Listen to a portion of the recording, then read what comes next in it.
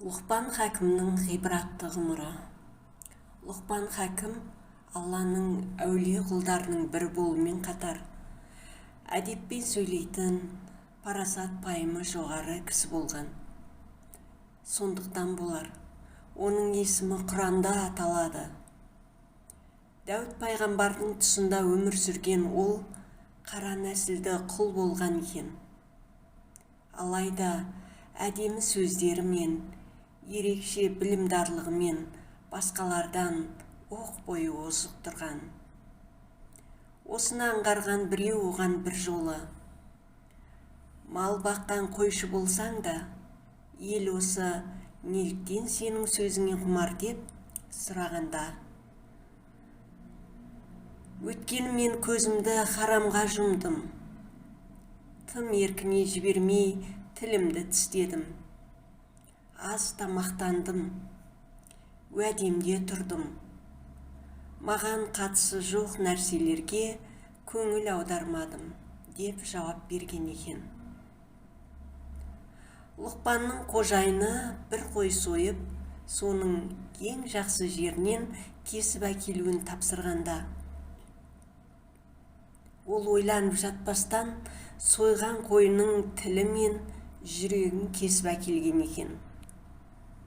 Қожайыны оған артынша тағы бір қой сойып, бұл жолы ең жаман екі жерін кесіп алып кел дегенде, ол тағы да ойланып жатпастан қойдың тілі мен жүрегін кесіп алып келген екен.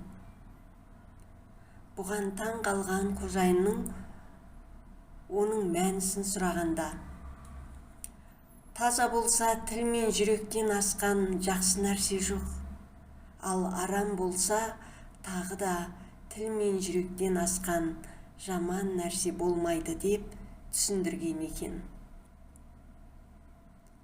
Одан бір күні адамдардың қайсысы білімдірек деп сұрағанда ол: басқалардың білімінен көбірек пайдалана отырып, өз білімін арттыра түскендер деп жауап берген екен.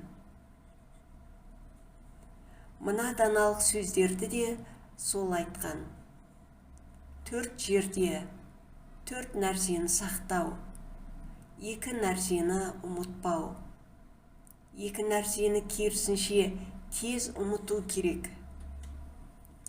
Сақталатын нәрселер: намазда ой, халық арасында тіл, ас келгенде өңеш, қонақта отырғанда көзді сақтау керек.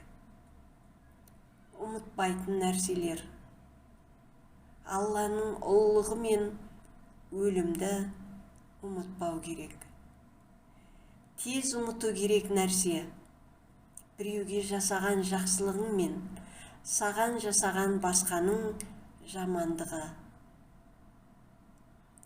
Лұқпан Хәкім бір күні Дәуіт пайғамбармен кездескенде, оның темірден бір нәрсе тоқып жатқанын көреді.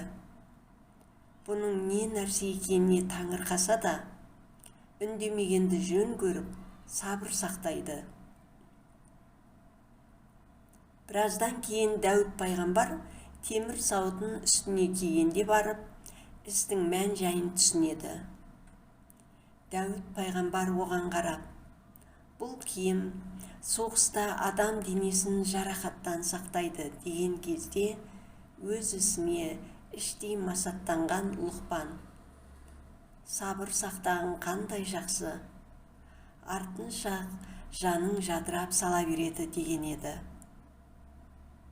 Сабыр түбі сары алтын деген нақыл сөз осындай мінездіге айтылса керек. Тыңдағандарыңызға рахмет. Құрметті оқырман, кері байланыс ретінде біздің каналымызға тіркеліп, лайк баса отырыңыздар.